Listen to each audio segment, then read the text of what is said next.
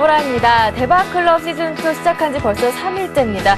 이번 주 월요일부터 시작했는데요. 시간이 6시가 아니라 6시 30분으로 이동했다는 점 참고하시면서 지각하지 마시고요. 결석하지 마시기 바랍니다. 네, 오늘 수요일장이요. 막판 뒷심이 무엇인지 보여준 그런 장이었습니다. 코스피지수 어제 숨고르기 들어갔다가 오늘장에서는요. 장중에는 1810선 중반으로 등락을 반복한 후에 장 막판에 이르러서 1820선 위로 뛰어 올랐습니다. 코스피지수에 손을 잡아준 것은 외국인과 프로그램 쪽의 매수세였는데요. 오늘장 분석은 잠시 뒤 전문가와 이야기를 나눠보도록 하겠습니다. 네, 주식 고수들의 똑소리 나는 투자 비법이 살아있는 대박클럽. 오늘은 이트레이드 증권 온라인 PB센터의 전장석 센터장님 모셨습니다. 안녕하세요. 예, 안녕하십니까? 네, 안녕하세요. 네, 그렇다면 오늘장 분석부터 한번 시작을 해보도록 하겠습니다. 오늘 코스피지수가 1820선 위로 껑충 뛰어 올랐습니다. 오늘장 어떻게 보시는지 한번 여쭤보겠습니다. 예, 오늘 장 막판에 외국인 투자가들을 중심으로 해서 적극적인 매수 흐름들이 나타났었죠. 개인 투자가들과 기관 투자가들은 오늘 상당히 많은 물량들 2천억씩 이상을 내다 팔았습니다. 그럼에도 불구하고 시장이 비교적 1800선 위에서 안정적인 흐름들을 이어가고 있는데요. 최근에 잠잠했던 외국인 투자가들이 최근 연속 4일 순매수에 나서면서 지수 상승을 견인하는 모습들은 그동안 목마르게 기다렸던 투자 심리가 회복되는 것이 아니냐, 또 외국인 투자자들이 매수에 나섬으로 인해서 본격적인 상승 랠리를 이어가는 것이 아니냐라는 기대감들이 많이 형성되고 있는 것 같습니다. 하지만 시장을 꼼꼼히 좀 뜯어다 보면 아직 본격적으로 1800선을 넘어서 또 1800선을 지지 기반으로 해서 2000포인트를 향해서 달려가기에는 여전히 불안한 요소들이 많이 있어서 하나하나 두들겨보고 가야 될 상황이라는 것은 여전히 필요할 것 같습니다. 오늘 마감 무렵에 외국인 투자자들 오후장에서 집중적으로 매수가 났었던 것은 최근 들어서 외국인 투자자들이 보유하고 있는 옵션에서의 포지션, 만기가 지나고 얼마 안 됐는데요. 옵션의 포지션은 상승보다는 하락 쪽에 비중이 많은 그런 포트폴리오를 가지고 있습니다. 그럼에도 불구하고 이렇게 적극적으로 거래소에서 순매수를 보여줬는데 실질적으로 이러한 내용들은 오늘 오전장에도 일시적으로 외국인 투자가들의 매수세가 선물시장에서 갑자기 줄어드는 모습들이 좀 나타나기도 했었어요. 청산성 물량들이 나왔는데 그럼 외국인 투자들이 보유하고 있던 매도 포지션들 만기 위에 계속해서 갖고 있는데 이 물량들이 어느 정도 청산이 되면서 환매성 물량들이었다. 주가가 올라가면서 또 이렇게 환매성 물량들이 나오면서 시장에서 베이시스가 비교적 좋았습니다. 적정한 베이시스 수준은 1.8포인트 또는 1.5포인트 이 사이가 되지 않겠나라는 생각인데 1.8포인트 이상에서는 프로그램 매수세가 유입될 가능성이 높고 이로 인해서 오후장에서 베이시스 상황들이 비교적 좋았고요. 그로 인해서 거래소를 중심으로 해서 프로그램 매수가 많이 유입되었다고 볼 수 있습니다. 오늘 차익거래, 비차익거래 합산해서 5천억 이상의 물량들이 장을 견인하는 주된 요인이 됐었는데 하지만 종목들을 꾸준히 뜯어보신 분들은 아시겠지만 외국인 투자자들이 무엇을 샀는지 상당히 좀 애매해요. 삼성전자가 강하게 오른 것도 아니고 그렇다고 현대차라든가 또는 은행이라든가 또는 SK텔레콤이라든가 시가총액 상위 종목들이 아주 탄력적인 움직임을 보여주지도 않았습니다. 이런 분위기들을 본다면 외국인 투자자들의 매수 의도가 좀 더 확인을 해봐야 되는 상황은 아니냐. 다만 심리적으로는 상당히 연속해서 순매수를 보여주고 있고 그 규모도 크다라는 점, 또 우리가 눈여겨봐야 될 대목 중에 하나는 연초 무렵이죠. 외국인 투자자들이 매도에 나섰던 그 시점까지 다시 순매수 규모가 올라왔다는 점에서 추가적으로 순매수가 더 이어져 준다면 시장 분위기들은 상당히 좋을 것으로 보여지고 있는데 또 추석 연휴를 앞두고 있다 보니 또 미국의 경제지표 발표도 있다 보니 여전히 불안한 감을 지울 수 없는, 지수는 올랐지만 안심하기는 여전히 이른 그런 시황 분위기들이 만들어지지 않았나 이렇게 생각이 됩니다. 네, 오늘장 분석까지 한번 짚어봤습니다. 그렇다면 내일장은 어떻게 펼쳐질지, 어떻게 전망하고 계시는지 한번 여쭤보도록 하겠습니다. 일단 내일장을 보기 위해서 우리가 눈여겨봐야 될 부분 중에 하나는 좀 더 긴 안목에서 시장을 좀 바라봐야 될 것 같고요. 네. 제가 이 자리에 나오면서 몇 번 말씀드렸던 부분 중에 하나는 9월달은 좀 흔들리는 모습이 나오지 않겠나. 근데 얼마 전에 전문가들, 애널리스트들의 시황 전망들이 바뀌었습니다. 9월달이 연중 최고점을 만드는 수준이 되지 않겠나. 그러면서 1800에서 1850 정도를 올해 고점, 많이 가야 1900 정도 이렇게 예상을 했었는데 그게 보통 11월, 12월 또는 10월달 이후에 올 거다. 그래서 8, 9월달은 조정을 받고 오히려 어느 정도 유럽에 대한 경제 불안감들이 좀 불식이 되고 또 미국에서의 경제 부양책 또 중국에서의 경제 부양책들이 어느 정도 시장에 약발이 좀 먹히면 연말쯤 가서 다시 주가가 올라오지 않겠나라는 게 하반기의 증시 전망이었습니다. 그런데 8월 달 잠시 조정을 받은 이후에 9월 증시가 비교적 강하게 가고 있는데 그런 내용들을 우리가 월봉을 종합주가에서 함께 살펴보시면서 다시 한번 점검해 볼 필요가 있을 것 같습니다. 뭐 화면이 워낙 크게 나오기 때문에 여러분들 보셔도 어차피 월봉 하나하나를 보시면 되는데요. 8월 달에 음봉을 맞고 9월 달에는 사실상 이 음봉이 윗꼬리를 달고 조정을 받지 않겠나라는 시각을 갖고 있었습니다. 유럽에 대한 금융위기가 아직까지 완전하게 회복되지 못했고 또 재발에 대한 위험성도 있는 상황이었고 또 한은이 얼마 전에 금리를 동결하는 것도 결국은 경기 회복에 대한 불안감들 여전히 갖고 있기 때문이 아니었나. 그러면서 물가보다는 부동산을 선택할 수밖에 없었던 정부 정책들을 고려해 본다면 아직 본격적인 상승 흐름을 이어가기 어렵다는 시각이었음에도 불구하고 외국인 순매수가 비교적 지수를 1800선 위로 끌어올린 것 같습니다. 자, 이런 상황에서 우리가 점검해 봐야 될 것은 자, 이제부터 본격적으로 가느냐라고 가정을 해보면 9월 달이 추가적으로 상승을 한다면 1900선 이상 올라가기에는 아직 본격적인 거래량의 회복들이 나타나지 않았다라는 점입니다. 일봉을 한번 보시게 되면 주가는 계속해서 상승 트렌드를 이어가고 있는데 실질적으로 거래량은 아직 본격적인 회복을 보여주지 못했다라는 거죠. 이런 분위기들을 고려해 봤을 때 단기적인 측면에서의 추가 상승 여력은 있지만 종목 장세가 될 가능성이 높다라는 것이고요. 길게 내가 주식을 하시는 분들은 주도 종목들에 대해서는 결국 경기 시그널이 좋아질 경우에는 여전히 그 종목들이 갈 가능성이 높습니다. 자동차 섹터라든가 정유화학 섹터라든가 이런 경기와 민감한 영향을 받을 수 있는 종목들은 계속 갈 가능성이 높기 때문에 이들 종목들은 중장기적으로는 투자를 계속 하시는 게 좋겠고요.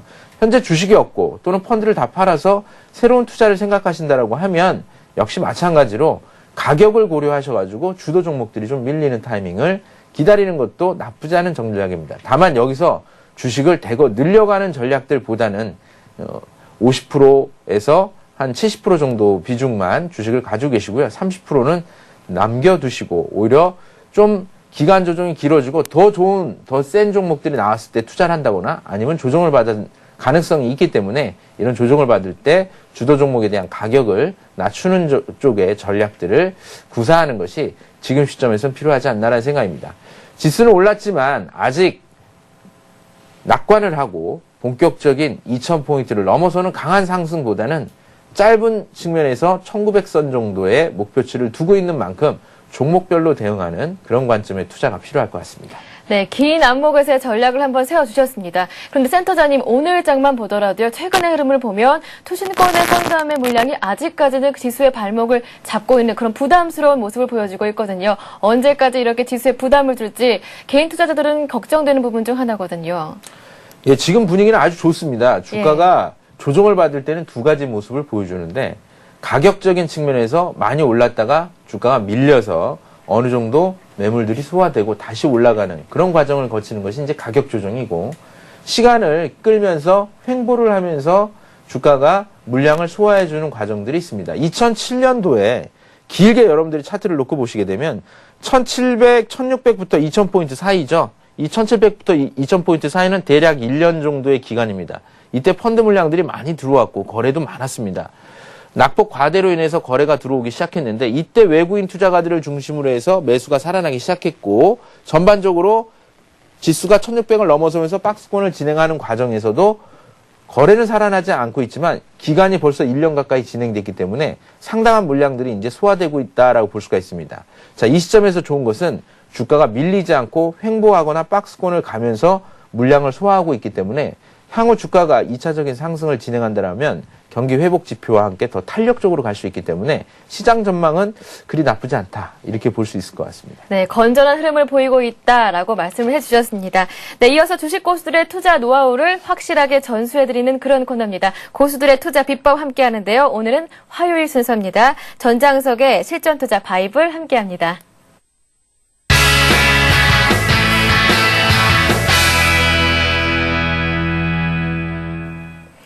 네, 전장석의 실전투자 바이블 본격적인 강의에 앞서서 매일 여러분들의 질문을 먼저 받는 시간을 갖고 있습니다. 참여하실 수 있는 방법은요. 무료 문자 번호입니다. 013-3366-0110번이나요. 서울경제TV 홈페이지 대박클럽의 게시판을 통해서도 남겨주실 수가 있으니까요. 많은 참여를 기다리고 있겠습니다. 오늘은 첫 번째 시간입니다. 그래서 전장석 센터장님의 강의에 대한 질문이 없는데요. 그래서 제가 오늘 이번 주 월요일부터 똑같은 질문을 전문가님들께 드리고 있습니다. 네, 가장 궁금해하던 그런 질문인데요. 전문 주식 고수들이라면 어떠한 기준으로 종목들을 사고 파는지가 굉장히 궁금했습니다. 센터장님, 어떠한 기준이 있으신가요? 일단 전문가들은 네. 우리가 흔히 전문가라고 하면 그 펀드 매니저 또는 애널리스트 또는 뭐 전략을 세우는 스트래티지스트 이렇게 얘기해 볼 수가 있는데 이 사람들이 주로 이제 분석을 하고 투자를 할 때는 거시적인 측면에서 접근을 합니다. 그래서 일반 투자자분께서 수많은 종목이 있고 또 빠르게 움직이는 종목이 있지만 시장에서 돌파할 수 없는 이론적으로는 종합주가지수의 수익률을 장기적인 측면에서는 가장 좋은 수익률이라고 합니다. 종합주가지수의 수익률은 연평균 7에서 8%, 많아야 15% 정도입니다. 평균적으로 그렇습니다. 과거 한 20년 정도를 보시게 되면 그렇기 때문에 그 이상의 목표를 생각하신다라고 하면 다분히 리스크를 감수하고 접근을 해야 되는 그런 개별적인 성향이 강한 종목군들입니다. 그래서 저는 뭐 저희 집사람도 주식 투자를 하고 있고 저도 네. 개인적으로 투자를 하고 있는데 항상 이렇게 되돌아서 보게 되면 좋은 회사, 우량한 회사, 코스피 200 종목 같은 이런 종목 200개 종목 범위 내에서 하셔도 되고 코스닥 100 종목 그래서 전체 한 300개 종목 중에서 시가총액 300개 내에서만 투자를 하시더라도 여유 자금으로 투자를 하셨을 경우에는 물려도 1년 정도 지나고 나면 우리나라 주가는 평균 2년 단위로 해서 주가를 다 회복을 합니다. 그래서 주식해서 손해보지 않으시려면 좋은 회사의 주식을 오랫동안 가지고 계시면 그것만큼 좋은 투자가 없습니다. 저도 많이 물려보고 네. 2년, 3년 동안 가지고 있었던 것도 있었습니다. 하지만 궁극적으로는 다 이익이 날 수 있는 방향으로 정리할 수 있는 기회가 다 왔습니다. 그것은 우리가 개별 기업 또는 경제 상황들 이런 것들을 개인 투자자분들께서 다 일일이 확인하고 분석하고 그런 것들 다 하실 수 없습니다. 주식 투자는 일상생활에서 여러분들이 생활하시는 것처럼 편안하게 재테크의 관점에서 접근을 하셔야 됩니다. 내 주변에 갑자기 LCD, LED, 집안의 TV가 어느 날 처갓집에 갔는데도 바뀌었고 친구 집에 갔는데도 다 바뀌었어요. 그러면 그 관련된 종목들이 움직이는 거고 매출이 늘어나는 겁니다. 정부가 이제는 고속도로를 놓지 않고 철도를 놓겠다라고 하면 그런 종목들을 꼽아놨다가 그런 종목들이 본격적으로 시공을 하고 착공을 하면서 매출에 반영되는 시점들을 보셨다가 그런 종목들을 투자하시면 됩니다. 즉 내가 알고 있는 시장의 뉴스, 내가 잘 아는 기업, 이 기업들의 내용들을 꾸준히 보셨다가 타이밍을 고르시는 겁니다. 그리고 그 회사가 우량한지의 여부는 시가총액을 중심으로 투자하시는 것이 가장 좋을 것 같습니다. 네, 이렇게 들어보니까요. 평소에 센터장님께서 종목 분석하실 때 해주셨던 말씀 그대로 담겨 있는 것 같습니다. 매주 이렇게 강의를 듣다 보면은 센터장님을 따라할 수 있지 않을까 한번 기대를 해보겠습니다. 네, 이렇게 매주 대박클럽 시즌2에서는요. 요일마다 출연하시는 전문가들이 다릅니다. 화요일은 이렇게 전장석 센터장님과 함께 하니까 참고하시고요. 그리고 오늘 강의 들으시다가 궁금하신 점은 게시판을 통해서나 013-3366-0110번 무료 문자 번호로 문자 메시지 남겨주시면 다음 주 출연하셨을 때 시원하게 해결을 해드리겠습니다. 네, 그럼 전장석의 실전투자 바이블 본격적으로 시작합니다. 누구나 쉽고 간단한 방법으로 달성 가능한 수익률을 이루기 위한 실질적인 실전 트레이딩 기법 전장석의 실전투자 바이블 지금 시작합니다.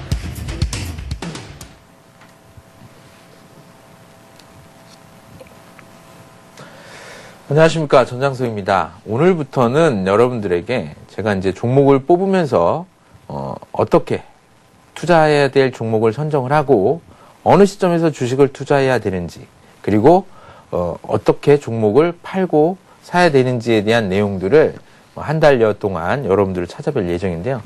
가장 기본적으로 지금 주식을 투자해야 될 때냐라는 것을 알기 위해서는 현재 경기라든가 다양한 지표들이 뉴스에서 많이 나옵니다. 얼마 전에는 한국은행에서 금융통화위원회가 열리면서 금리를 동결하겠다. 금리를 동결하면 주가에 영향이 좋은 거야, 나쁜 거야? FRB에서 금리를 동결하겠다라고 내용이 나오고, 또 유럽에서는 스트레스 테스트를 한다라고 하고, 중국에서는 생산자 물가지수가 좋다, 아니면 고용지표가 좋다, 이런 내용들이 시장에는 아주 많이 나오고 있습니다. 근데 이런 내용들을 궁극적으로 내가 기본적인 내용들은 알고 접근을 하셔야 되고, 이게 주가에 어느 정도의 영향력이 있는지, 물론 예상과 다르게 주가가 움직일 수도 있습니다. 최근에 이제 금리를 동결을 했지만 금리를 인상할 것이다 라는 내용들이 시장에 많이 나왔었습니다. 금리를 인상을 해야만 물가도 잡고, 그리고 경기 회복에 대한 기대감도 형성돼서 오히려 주가에 더 좋을 거라고 생각했는데, 오히려 금리를 인상을 하지 않고 인하를 했습니다. 통상적으로 금리를 인하를 하면 주가에는 좋습니다. 하지만 지금은 또 얘기가 달라요. 금리를 인하하면 시장이 경기에 대한 아주 투자자분들이 집중을 하고 있는 상황이기 때문에 금리를 인하한다는 것은 아직 시장이 불안하구나, 좀 더 경기 회복을 시켜야 되는 정책적인 정부의 의도가 있구나 라고 받아들인다는 거죠. 그래서 이론과는 다르게 실제 주가가 안 움직일 수도 있다는 거죠. 이런 내용들을 여러분들하고 기본적인 지표들을 가지고 설명을 해드리고자 합니다. 자, 그 첫 번째, 오늘은 이제 경제 지표들을 가지고 얘기를 할 건데요. 이제 여러분들이 은행에다가 정기적금을 드시는 분들은 별로 없으실 것 같아요. 그 얘기는 벌써 2, 3년 사이에 투자 환경이 많이 바뀌었다라는 겁니다. 어떻게 바뀌었나 살펴보도록 하겠습니다. 금융투자 환경이 이미 세계적으로 동조화되는 시장이 됐습니다. 미국 증시에 따라서 이미 국내 증시가 반응하고 있고, 또 장이 열리고 나서 중국 시장이 조금 늦게 열리죠. 중국 시장이 어떻게 움직이냐에 따라서 바로 시장이 반응을 하기 시작합니다. 우리나라가 수출하는 나라들 중에 가장 큰 비중을 차지하는 게 미국에서 이제 중국으로 옮겨가고 있습니다. 미국과 중국 시장은 우리나라 수출 시장의 거의 70%라고 보시면 되겠죠. 그만큼 영향력이 큰 시장이 됐고, 각국의 경제 동향이라든가 증시 동향이 직접적인 영향을 미치는 상황이 됐습니다. 그리고 지금은 여러분들 집에 펀드를 하나씩 안 갖고 계신 분들이 없으실 거예요. 이미 모든 상품들이 다양화되고 다양한 파생 상품이 나오면서 이것이 펀드나 수익증권, 또 이렇게 증권화되어가는 추세를 보여주고 있습니다. ETF라든가 ELS라든가 다양한 상품들이 나오고 있죠. 지금은 예적금을 드는 시대, 고금리 상품을 따라가는 시대에서 이제는 어떤 저축이라든가 이런 것들보다는 더 합리적인 소비를 하면서 내 노후를 어떻게 설계하느냐라는 쪽으로 소비 패턴도 바뀌어가고 있다는 것이죠. 그래서 시장의 재테크도 이제는 증권화되어가는 트렌드를 가지고 있고요. 이미 금리가 많이 낮기 때문에 금리 상품을 가지고는 내가 원하는 소비, 내가 원하는 금액을 모을 수가 없다라는 것입니다. 그래서 증시로 돈이 옮겨볼 수밖에 없고, 이런 이유들 때문에 증시는 과거 1000포인트가 고점이다라고 하는 시각에서 이제 한 단계 레벨업이 되는 경제 환경이 바뀌었고, GDP가 우리나라의 그 개인당 국민소득도 이미 레벨을 한 단계 넘어서는 그런 과정들을 가고 있다는 것을 염두에 두실 필요가 있겠습니다. 그럼 주식 투자는 어떤 장점들이 있느냐? 아마 익히 다 알고 계시는 내용들입니다. 주식은 크게 두 가지입니다. 지금이 이제 배당 시즌이 다가오는 시기는 아니지만 연말 배당을 대비해서 배당주를 투자해야 되는 시기임에는 틀림이 없습니다. 즉, 주식을 내가 그냥 갖고만 있으면 연말에 가면 기업의 실적에 따라서 나한테 배당을 줍니다. 재밌는 것은 이 배당 수익이 은행의 예금 금리보다도 높은 수익률을 줍니다. 액면가 기준으로는 보통 20%, 그러니까 5,000원 기준으로 1,000원 정도 배당을 합니다. 시가 기준으로 하면 이게 4% 정도 됩니다. 여러분들 CMA에다 금리 넣어놓으시면 3%를 넘기가 어렵습니다. 은행에 가셔가지고 고금리 상품 하시면 4%, 5%짜리입니다. 이 얘기는 좋은 회사 주식을 갖고만 있어도 연말에 배당이 4%, 5% 나온다는 거죠. 또 주식을 잘 사서 낮은 단가에 사서 높은 가격에 파는 그런 시세 차익을 낼 수가 있겠고요. 또 은행 상품들이나 금융 상품들의 대부분은 1년짜리, 3년짜리 이렇게 넣어놔야 돼요. 부동산은 자칫하면 5년, 10년 갈 수도 있는 거고, 하지만 주식이라고 하는 것은 언제든지 내가 필요할 때 현금화 시킬 수 있다. 현금화 시키면서 양도세보다 낮은 세금을 내고, 그리고 다른 증여세라든가 이런 세금들에 비해서 훨씬 더 유동화시키기 좋은 장점들을 갖고 있다는 것이고요. 리스크가 있지만 그만큼 수익성도 좋습니다. 이미 리스크가 있는 종목들에 투자하는 것이 아니라 안정적인 종목들에 투자를 하면 회사채 수익 이상의 수익을 낼 수 있는 것이 최근의 상황이 되고 있다는 점 염두에 두시고요. 그리고 대출이나 상속에 대한 업무들이 증권사에서 다 대행을 해주니까 복잡하게 세무사 써서 여러 가지 고민하지 않아도 된다는 점, 이런 부분들이 최근 증권사에서 자산관리 서비스를 하면서 많은 부분들이 진행되고 있다는 점이 좋죠.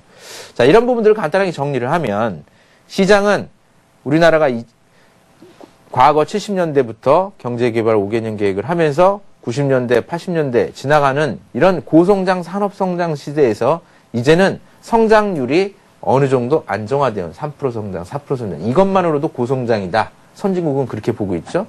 미국 같은 경우는 1%, 2%라고 합니다. 그런 점에서 보면 저성장 시대가 됐습니다. 저성장 시대가 됐다는 것은 이미 우리나라도 받는 나라에서 이제 주는 나라로 바뀌는 선진국 시장이 된 겁니다. 이미 재테크의 패러다임이 바뀌었다는 것을 염두에 두시고, 그런 관점에서 주식은 꼭 직접 투자를 하지 않더라도 내가 어떻게 재테크를 하는지에 대한 가장 기본적인 경제에 대한 이해를 한다는 측면에서도 증시를 이해하실 수 있는 그런 관점에서 보셔야 될 것 같습니다. 그리고 이미 저금리 시대이기 때문에 부동산이라든가 실물에 투자하는 시대는 많이 지나갔습니다. 실물과 연계된 금융 파생 상품들이 많이 생기고 있어요. 이젠 부동산에 직접 투자하지 않아도 됩니다.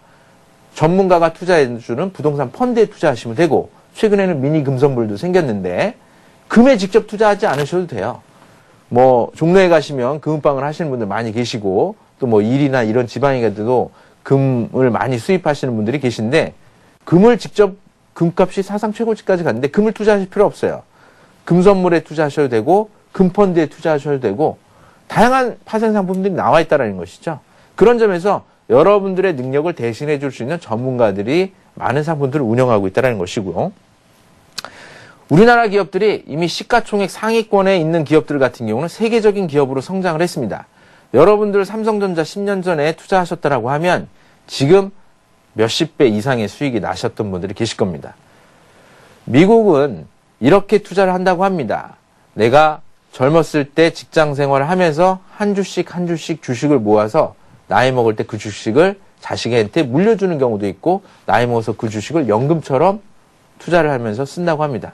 결국 주식은 좋은 회사를 장기간 보유하는 것이 가장 좋은 수익을 낼 수가 있습니다. 그런 측면에서 본다면 시가총액 상위 종목들을 중심으로 해서 시장이 많이 재편되고 있고, 이미 코스닥 시장에서 성장할 수 있는 종목들은 거래소로 옮겨오고 있습니다. 그런 관점에서 코스닥의 우량 종목들은 관심 있게 보시되, 개별 종목들은 워낙 시장에서 이슈나 뉴스에 따라서 움직이기 때문에 이 부분들은 좀 주의해서 투자하실 필요가 있다는 거 염두에 두실 필요가 있겠고요.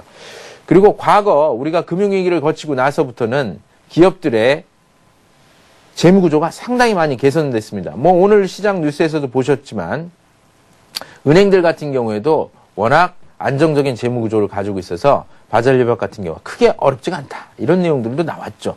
바젤 협약이 뭔지 구체적으로 공부 안 하셔도 됩니다. 재무구조가 아주 우량한 국제적인 기준이다, 이렇게 생각하시는 게 좋죠. 단순하게 생각하시면서 그것이 미칠 수 있는, 내가 갖고 있는 재산에 어떻게 영향을 미치느냐를 여러분들이 이해하시는 것이 중요하다는 겁니다. 그런 측면에서 이미 시장은 시장은 이미 많이 변했다라는 점이죠.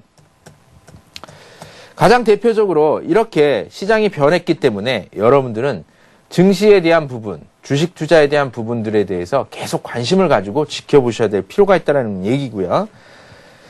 전반적으로 주식 투자 환경들은 다양하게 바뀌었습니다. 이미 말씀을 드리면서 부동산에서 이미 효율적인 자산 관리로, 그리고 우리나라가 심각하게 안고 있는 저출산 문제, 그리고 고령화 문제입니다. 결국 내가 노후에 얼마만큼 소비 생활을 할 수 있을 만큼의 돈을 모아야 되는데, 이것이 일반적인 은행 상품들이라든가 단순한 재테크를 가지고는 내 노후의 생활들을 즐길 수 있는 자금들을 마련하기가 어렵다는 것이죠.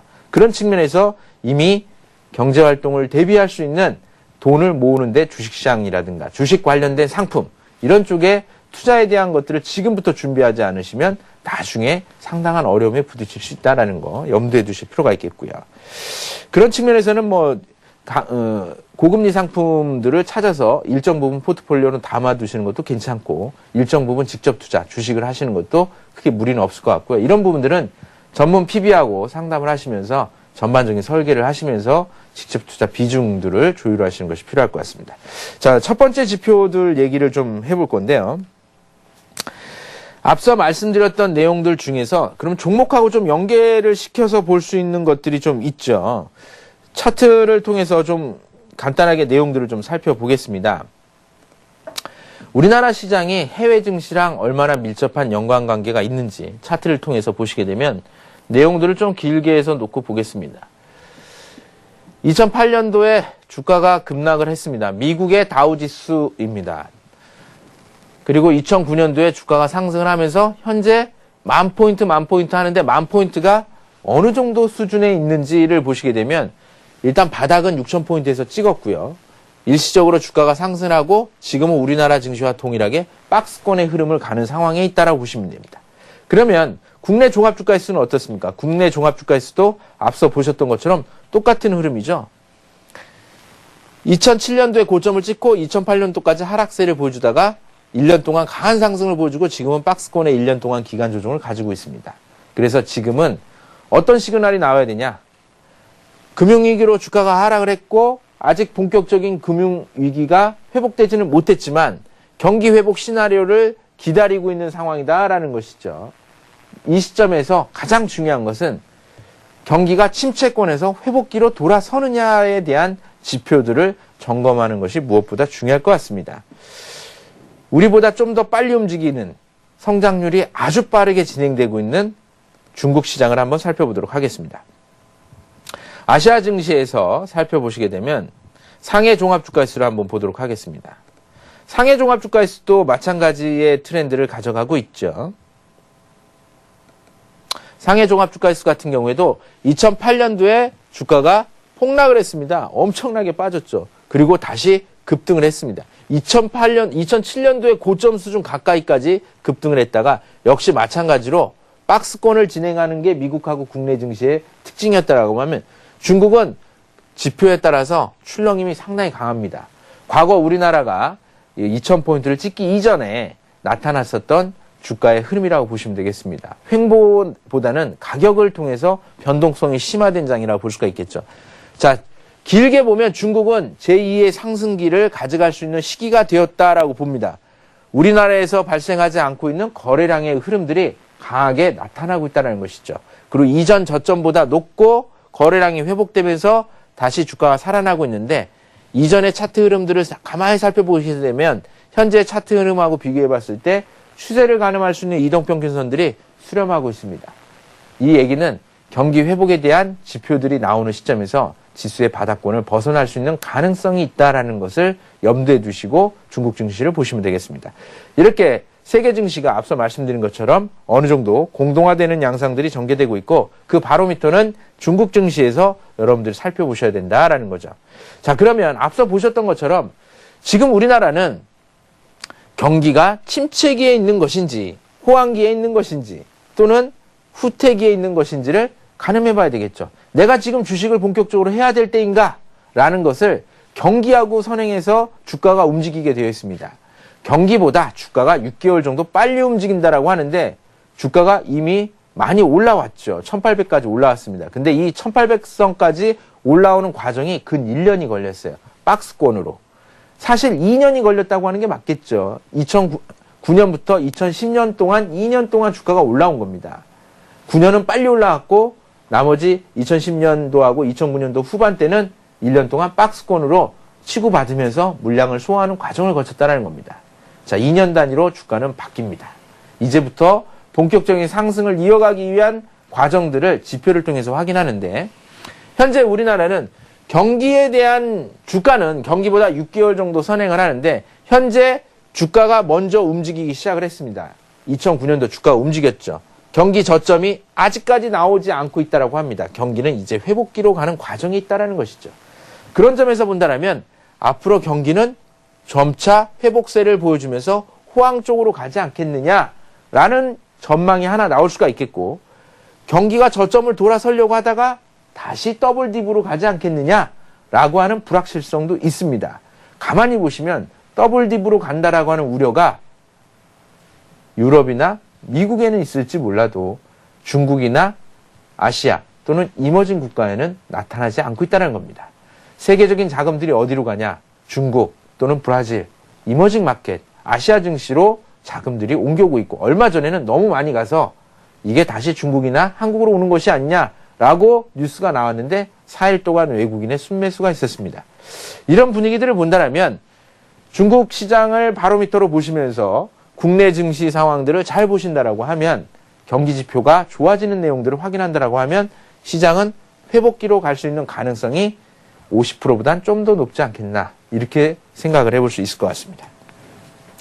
자, 그러면 가장 최근에 많이 뉴스화되고 있는 금리에 대한 내용들을 좀 살펴볼 텐데요. 이 금리라고 하는 부분들은 여러 가지 이면들을 가지고 있습니다. 기업에도 영향을 미칠 수가 있고 또는 우리와 같이 직접 투자를 하는 개인 투자가들에게도 영향을 미칠 수가 있고 또 정부에도 영향을 미칠 수가 있습니다. 기업 측면에서 보게 되면 금리를 인하하게 되면 기업은 생산 활동을 하는데 두 가지 측면에서 돈을 조달을 합니다. 뭐 공장을 짓고 또는 근로자들의 급여를 주고 하려고 하면 이익을 통해서 주기도 하지만 그 이익을 창출하기 위해서는 뭔가 자금들이 있어야 되겠죠. 사업가가 100이면 100 다 자기 돈 가지고 사업을 하는 사람은 없습니다. 다 은행에서 빌려와야 됩니다. 그래서 은행에서 빌려올 때는 회사채 그리고 내 회사를 수익을 잘 내서 상장을 시키면 주식을 증자를 통해서 자본금을 만들어서 그걸 가지고 투자를 하게 되는 것이죠. 그런 측면에서 보면 금리가 인하한다는 것은 은행에서 빌릴 수 있는 돈이 많아지는 거고 같은 100을 빌렸을 때 금리를 적게 낼 수 있다는 겁니다. 그런 측면에서 보면 기업의 비용이 감소를 하게 되고 재무구조가 개선이 됩니다. 이미 빚이 많은 기업이라고 하면 금리가 떨어졌을 때 금융비용 부담이 적게 되죠. 매달 내는 이자가 적게 된다는 겁니다. 그런 측면에서 기업한테는 금리 인하는 상당히 좋은 내용입니다. 기업의 실적이 좋아지게 되면 주가가 상승할 수 있는 재료가 되는 거죠. 반면에 투자자 입장에서 보면 금리가 낮아지면 은행에다 돈 맡길 이유가 없어집니다. 은행의 금리보다 더 좋은 상품을 투자해야 돼요. 그런 측면에서 주식시장으로 돈이 옮겨올 가능성이 높고 직접 투자를 하지 않는다라고 해도 좀 더 나은 펀드, ELS, ETF 이런 간접 투자 상품으로 자금이 옮겨올 수 있다는 것이죠. 그런 측면에서는 증권주에 대한 흐름들도 좋아질 수 있다는 겁니다. 자, 그러면 본격적으로 금리가 낮아지게 되면 과연 어떤 흐름들이 진행될 수 있을지 종목을 통해서 잠시 살펴보도록 하겠습니다. 자, 금리가 낮아지게 되면 대표적으로 어떤 종목들이 움직일 건가라는 부분에 대해서 여러분들이 이제 눈여겨보실 필요가 있겠는데요.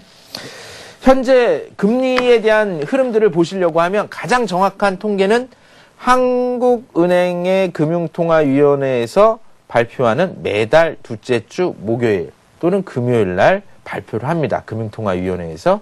재밌는 것은 2009년도 2월 달 이후에 얼마 전이죠. 7월 9일까지는 기준금리, 예전에는 이제 콜금리를 갖고 했는데 콜금리는 은행하고 은행끼리 하루 동안에 빌려주는 금리입니다. 근데 지금은 이제 금통위에서 기준금리를 발표하는데 그 기준금리가 2%였습니다. 1년 이상 2%였습니다. 지금은 얼마냐? 2.5로 올라갔고 8월 달과 9월 달 동결을 했죠. 자, 2.5라는 걸 기억을 해두세요. 여러분들 뭐 마이너스 통장을 쓰거나 은행에 대출을 받을 때 기준금리 2.5%에다가 은행에서 마진 얼마 붙이고 자기 신용도에 대한 금리 얼마 붙입니다. 그게 7%, 8%까지 올라가는 겁니다. 그래서 이 기준금리를 올리게 되면 여러분들이 쓰는 대출이라든가 이런 쪽에 금리도 올라가고 증권사에서 담보대출을 받을 때도 그 금리에도 영향을 미치게 됩니다. 그래서 기준금리를 올리느냐 떨어지느냐에 따라서 나한테 미치는 경제적인 효과가 있다는 것이죠. 그래서 주가를 좀 살펴봐야 될 건데, 자, 금리를 인하를 하게 되면 오르는 종목들이 있고 이로 인해서 시장에서 증시에 변화가 생깁니다. 아까 말씀드렸죠. 금리를 인하하게 되면 고객들, 투자하는 투자자들이 돈이 은행에서 증시로 옵니다. 은행에서 증시로 오면서 증권사에 돈을 맡기죠. 그걸 우리는 뭐라고 하냐면 고객 예탁금이라고 합니다. 그럼 예탁금이 어떻게 움직이는지를 봐야 돼요. 종목은 잠시 뒤에 말씀을 드리겠습니다. 증시 주변 자금이라고 해서 종합주가지수의 흐름하고 예탁금의 흐름하고가 나온 내용입니다. 고객 예탁금인데 종합주가지수가 박스권을 그리다가 최근 들어서 1800선 위로 올라갔습니다. 가만히 보시게 되면 증시가 올라갈 때 그리고 예탁금이 늘어납니다. 또 증시가 떨어질 때 예탁금이 떨어지고 증시가 올라갈 때 예탁금이 늘어나죠. 이 기간 동안에 박스권을 보여줬기 때문에 예탁금도 동일하게 흐르는 모습들을 보여주고 있죠. 하지만 예탁금은 후행성입니다. 왜? 개인 투자자들의 자금이기 때문에 후행성입니다. 즉 예탁금이 정말 최고치를 찍었다. 그러면 주가가 이미 고점 수준에 와 있다라고 보시면 됩니다. 이런 부분들을 여러분들이 투자를 하실 때 하나의 간접적인 지표로 활용을 하시면 되겠고요. 자, 앞서 말씀드렸던 것처럼 2009년도부터 금리는 계속 2%대로 있었습니다. 그리고 예탁금은 차트가 좀 짧아서 그렇지만 과거에 보면 예탁금이 계속 늘어나다가 혼조세를 보여주는 증시하고 동일한 상황입니다. 지금 예탁금은 어떻습니까? 증시는 올라가고 있는데 예탁금은 추세적인 측면에서 보면 지난 5월달 이후에 빠지는 모습입니다. 이 얘기는 개인 투자가들이 펀드를 통해서 물량을 뺐던 증권사에 맡겨놓던 돈들을 뺐건 주식을 1년 동안, 2년 동안 물려있던 주식들을 뺀 상황입니다. 재밌는 것은 이 기간 동안에 외국인 투자가들은 어떤 모습을 보여줬냐?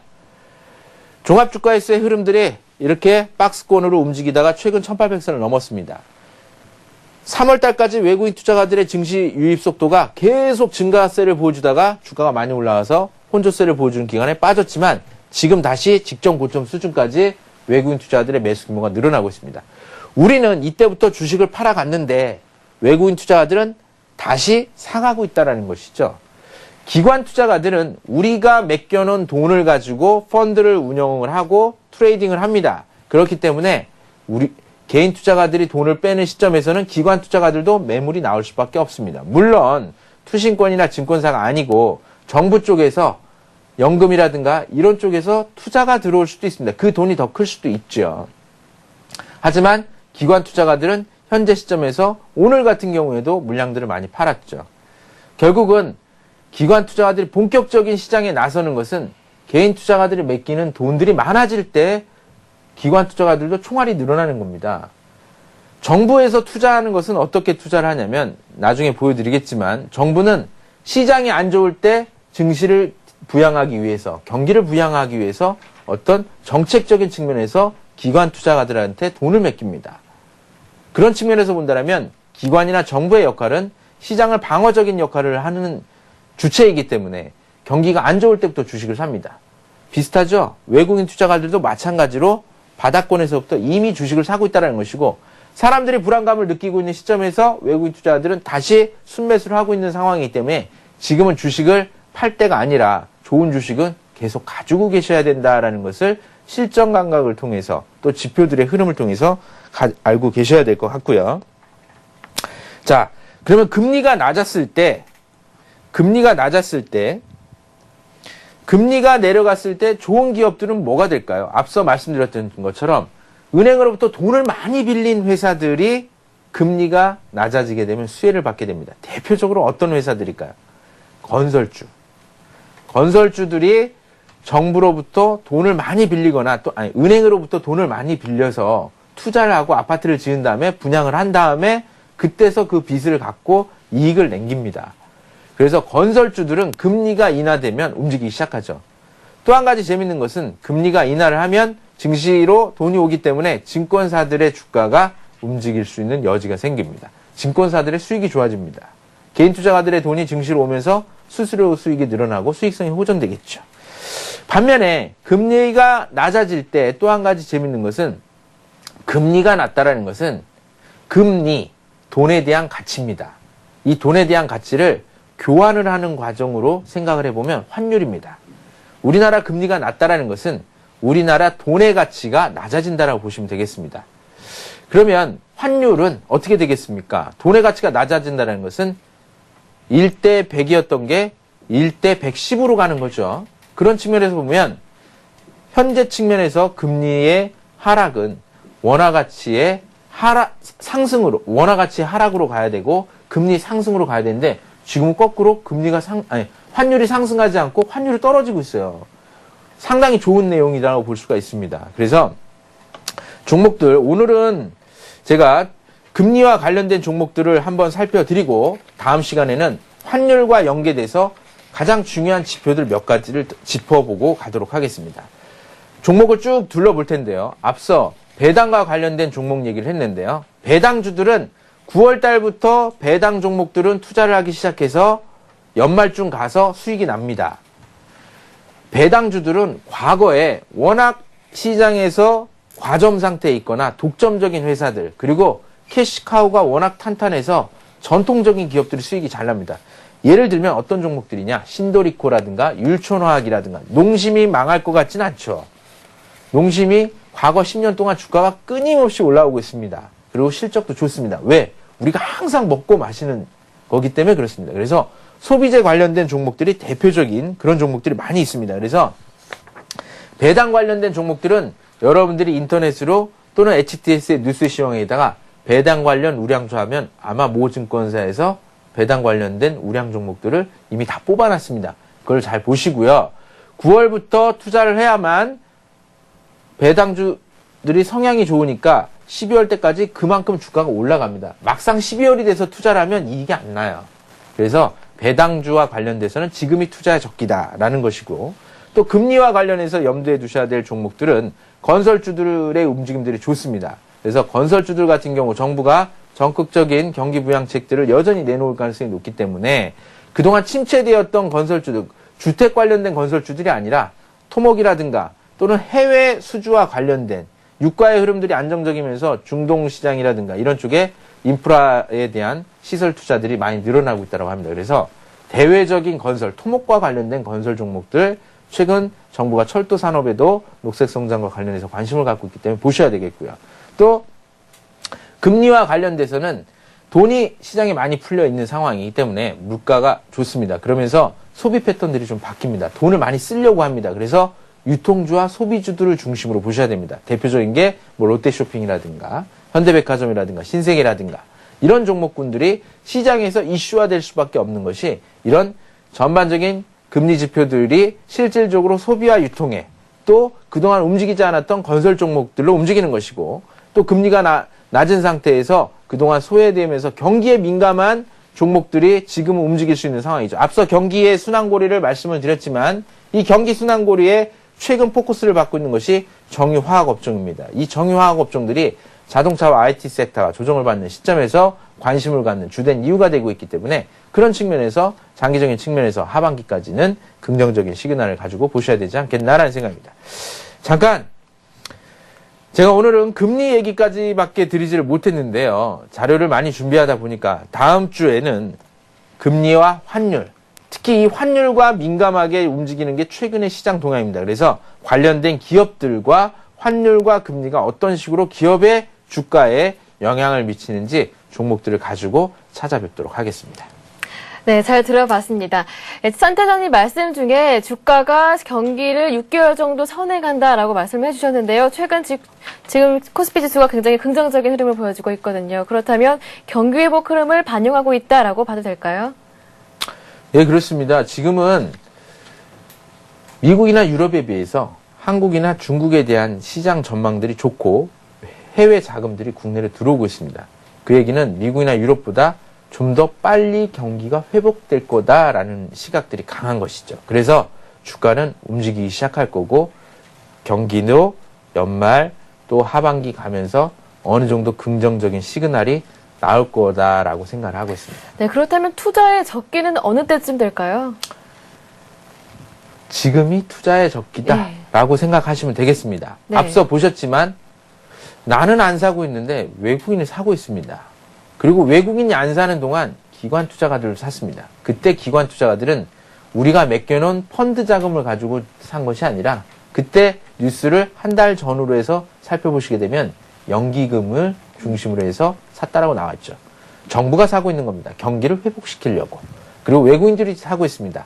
경기가 회복될 거다라는 생각을 가지고 돈이 들어오고 있는 것이죠. 꾸준한지 여부를 살펴보는 것은 투자자분들의 몫입니다.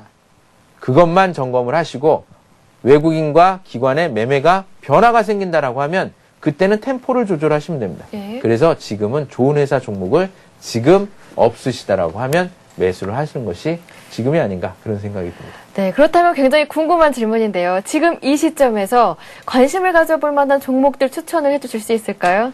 앞서 말씀드렸습니다만 예. 지금은 금리가 정부에서 동결을 했습니다. 금리가 동결되면서 수혜를 받을 수 있는 종목들이 대표적으로 최근에 순환을 하고 있습니다. 이미 많이 올라서 사기 부담스럽다라고 하면 상사, 해외 이런 건설, 토목 관련된 종목들 하고 그리고 소비와 유통과 관련된 종목들은 여전히 올해 하반기 실적이 좋습니다. 그리고 정유화학 섹터 여전히 강합니다. 현대자동차나 IT 종목들 올라갔을 때 보셔서 아시겠지만 많이 올랐다고 해서 못 사지 마시고요. 조정을 받는 타이밍은 놓치지 마시고 잡을 수 있는 기회가 있다라는 것이고요. 시기는 추석 이후에 보시거나 추석 전하고 추석 후에 나눠서 보시거나 이렇게 하시면 될 것 같습니다. 네, 오늘 굉장히 유익한 시간이었습니다. 이제 센터장님은 추석 지난 그 다음 주 수요일에 다시 뵙게 될 텐데요. 그렇다면 다음 시간 강의는 어떤 내용인지 또 간단하게 소개를 해주시죠. 예, 금리 얘기를 오늘 좀 많이 드렸는데요. 금리하고 연결돼서 환율에 대한 얘기를 드릴 거고요. 특히 환율은 정유화학 섹터 관련된 종목과 민감합니다. 그리고 다른 산업에도 영향을 많이 미치기 때문에 이 환율과 관련된 내용을 하면서 육과 관련된 것까지 두 네. 가지를 중심으로 해서 실전 종목들을 중심으로 말씀을 드리겠습니다. 네, 전장석의 실전 투자 바이블 다음 시간도 기대를 해주시고요. 그리고 오늘 강의 들으시다 궁금하신 점 있으시면 013-3366-0110번이나 서울경제TV 홈페이지 대박클럽 게시판을 통해서도 남겨주실 수가 있습니다. 다음 시간에 다음 추석 지나고 수요일에 센터장님 다시 모셨을 때 시원하게 해결을 해드리도록 하겠습니다. 오늘 수고 많으셨습니다. 고맙습니다. 네, 감사합니다. 네, 내일 대박클럽에서는요, 김호영 연구원의 급등주 매매 기법이 준비되어 있습니다. 직장인에게 최적화된 노하우를 전해드린다고 하니까요, 많은 참여를 기다리고 있겠습니다. 대박클럽 시즌2 내일 6시 30분에 다시 찾아뵙겠습니다. 고맙습니다.